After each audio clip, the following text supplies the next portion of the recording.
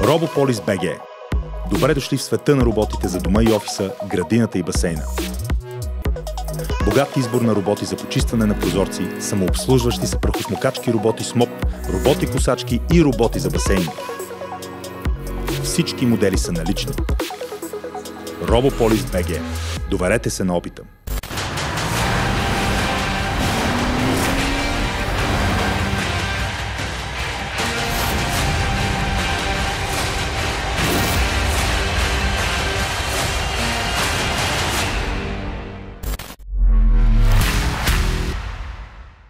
How do you assess the capabilities of the Bulgarian army now as a part of NATO? No, you can't fight. You don't have an army. You might as well quit and surrender. What do you have? Nothing. What do you have, an army? What army? When I was a soldier, it was 111,000 soldiers, and I was one of these soldiers. That was a big army.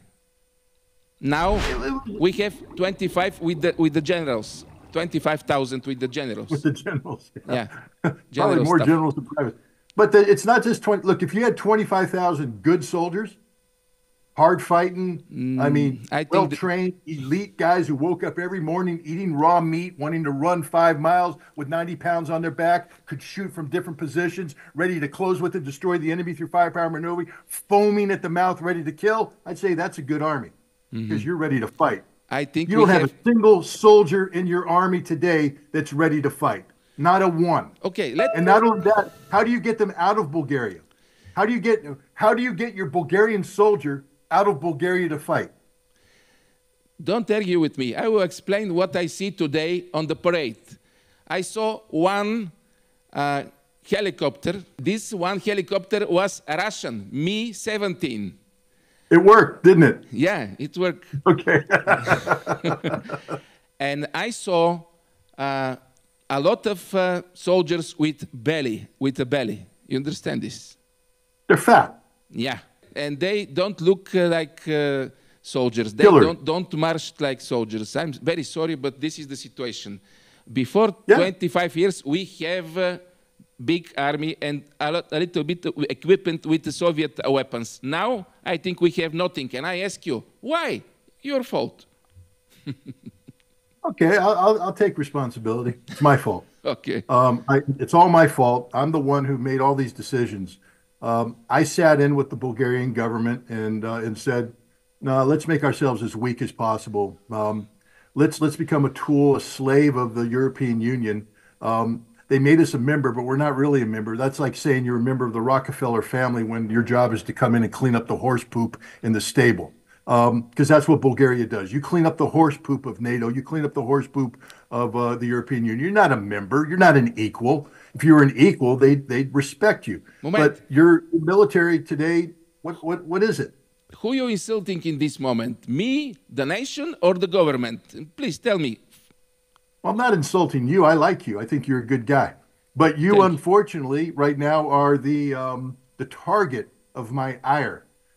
Because if I'm going to address the Bulgarian government, I have to do it through you. So I apologize for anything that might come across as insulting to you. And I apologize to your audience who might think like you.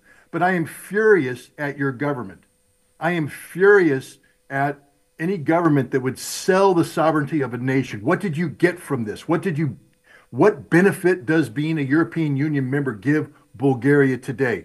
What benefit does being a member of NATO give? Because you do understand that NATO will never come to your defense. That you gave up your army. You gave up your ability to defend your sovereign territory. Right now you have a bunch of fat guys that can't march, that don't know how to shoot, don't know how to fight, don't have any equipment. And NATO will not come to your assistance. While right next door, you have a war in Ukraine, which because of NATO could spill over. And, what are you going to do? And that's another question, Bulgarians. If there is a war, who are you going to fight with? You're going to fight with NATO? Or are you going to remember who you are, remember your roots, and maybe decide that it's time to do the right thing and fight with your Russian brothers against the remnants of Nazi ideology that still resides in Bonn, in Berlin and in Brussels. Again, Bulgaria has to be careful because at one time you did fight next side by side with the Nazis. And you've got to be careful not to fall back on those tendencies. Look where it got you the first time. And now you're making the same mistake today. Look into NATO, look into the United States, look into the European Union as if there's some sort of godlike figure. Why don't you look into your own soul, your Slavic soul, and realize that where you belong is with Russia, your brother Slavs, not fighting against the West, but working together for a better life. Your life would be so much better today if you would align yourself with Russia, if you would quit NATO, quit the European Union, join BRICS, and make an economic, political union with Russia. Your life would instantly become better because A, you could look in the mirror and respect yourselves. You must be in our government, Mr. Ritter, because today, whole official televisions, TVs, they make a holiday from this small parade with 500 soldiers. That was for the first time in my life. For the first time, we have no army. You have soldiers. You have right. You have right in this moment. But please, what do you think for the idea for neutrality of Bulgaria? I think we must stay neutral. No, I don't believe in neutrality today. To be neutral and be as weak as you are means that you're doomed. But we are weak, yeah. Let's be neutral. No, so you can't be neutral. Well, you'll always be, if you try to be neutral, you'll always be under the thumb of the European Union and NATO. You can't be neutral. You have to pick a side. You have to decide who's right, who's wrong. And I would say that it's imperative for Slavs to look in the mirror and realize that unless Russia is ready to invade you, do the Russians every day wake up and mock you? Do you hear the Russian TV mocking Bulgaria? Do you hear the Russian people saying, those Bulgarians, they're not real Slavs? No, the Russian people love you. The Russian government respects you, the Bulgarian people, because you are fellow Slavs. Why you're not side by side with the people who love you and instead being slaves for the people who hate you, I don't understand. Because of money. Everything is about money. Well, yeah, I can't argue with you on that one. We must receive from United States 16 more, maybe 15 more F-16. What will happen with this? Your delivery is late. Welcome to doing business with America. You don't matter. You don't count. We don't care. But you got your F-16. It broke. We don't know who broke it. Did you guys break it? Or did we break it? We don't know. But it's broken. I break it. Me. Did you go touch it? You shouldn't have touched it. Didn't you say it says do not touch? Yeah. But, I don't know what's going on. Look, America's not a good partner. We're not a good partner. We could be a good partner. We should be a good partner. But we're not a good partner. Because to be a good partner, I have to respect you. I have to respect you. Yeah. And respect doesn't mean that I expect you to do what I tell you to do. Respect means that I listen to you, that I understand what you're saying. And if I have a position that's against you, I honor you by saying the honest thing. I don't agree with this. This is my position. Can we talk about this some more? And then the respect is that we work this out so that in the end we have an agreement that both sides can say, okay, I can live with that. I can live. We both made compromises. That's respect. Yeah. We don't respect you. We dictate to you. We tell you what to do. We impose on you. And you're expected to take it and never complain and never. That's not a relationship. You're not even a mistress. A mistress, there might be some love. You're a prostitute. We just use you. Please don't insult us. It's enough. You insult. Well, but how do you? But excuse me. I agree. I don't insult you. No, I want you to be insulted. Why? I want you to be mad. Get mad at me. I want your audience to hate me. I want them to send hate mail to you saying, I hate Scott Ritter. That's okay. Because then what happens is they'll say, why do I hate Scott Ritter? Because of what he said. Okay, what he said, then they'll think about it and they'll say, God, he was telling the truth. Telling the truth. See, the only way to get people off their asses and to get them to be active and get them to do things is to get them mad. So while I don't want to insult you, and it hurts me to insult you, I am going to insult you. Because it's imperative that you and everybody else in Europe get angry. Why aren't you mad at America? I'm just telling you the truth. Why aren't you mad at America?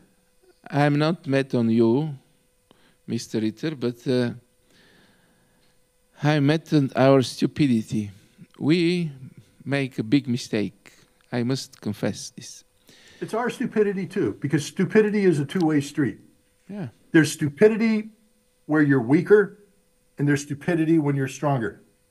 The smart person who has a strong hand respects that and respects the others and seeks equality. So we're as stupid as you are. Okay, don't blame yourself totally. This is a two-way street. There's a lot of stupidity to be shared. We have to be a better world leader. We have to be a better world leader. We have to be, and we're not. We're so selfish. That's the problem with Americans, is we are so selfish. We only want what's good for us. But a leader, first and foremost, says what's good for the people that I lead. And if we want to be a leader of a Europe that includes a Bulgaria, we have to ask the question, what is good for the people of Bulgaria? Because then if we treat Bulgaria with respect, they'll look to us and say, that's a good leader. Let's speak a little bit about Europe. What is this program, Rearm Europe? And from where will come this 800 billion 800 for this billion. 800 billion. It's a very big number. I cannot say it. It's a big number, man. Where's it going to come from? It's not going to come from. It doesn't exist. It'll never happen. No, maybe from the savings of the European people. I don't know. No, they won't allow it. Look, Europe is in a revolution right now. Next door, you got Romania. Yeah. They just had a very interesting president. So, hey, by the way, the people of Bulgaria, you too could elect a president that deviates from all this nonsense. You made the choice. You elected this guy. When's your next election? Could you put somebody in who doesn't fall in love with the European Union? Because Romania is woken up. And they've got a guy that may divorce from the European Union. You must know, in Bulgaria, we have a tradition to buy the elections. To buy. And we buy the elections with European money from Brussels. This is the truth. But at some point tonight, can't the Bulgarian people just get mad? They are not mad. They have to eat, they have televisions and real Big Brother and like these shows, and everything's okay. Well, okay, well, they're like the American people then. Okay, I get it. Yeah. You must be the 51st state, because you're acting just like we do. We watch TV, we become stupid, we allow ourselves to be bought, and we vote for idiots. Okay, yeah, I get it. Okay. And this is very important, because the whole concept of the 800 billion defense hinges on Russia and Ukraine. It is about continuing the angst that exists because of the Ukrainian conflict. Everything the West talks about doing in Ukraine goes through Romania. Everything. The ports, land, the equipment, the airfields, everything pushes on into the Odessa and all that. Yeah. That's about to come to an end. That's about to be shut down. And when that happens, you know, what are their choices? Now, they can go to Poland, but Poland's not going to do anything, because Poland has the 5th American Corps there, the headquarters, and Poland thinks American troops are there. And if Poland wants to become the bridge to continuing a conflict in Ukraine that the United States doesn't want to be directly involved, then we will withdraw our troops. So Romania is out. Look at Germany. Everybody thought the chancellor was they're going to have this Nazi as their chancellor, Mr. Torres. He couldn't get elected in the first round. He may not be the chancellor. Germany's falling apart. And if they have new elections, AfD, if they survive constitutional challenge, would be the most popular party. So Germany's on the edge. France, wonderful, strong France, free and democratic France, they're probably going to lose. Their parliament's going to collapse. And Marine Le Pen's her party's going to be in charge. That's the end of Europe. So don't talk to me about the European Union.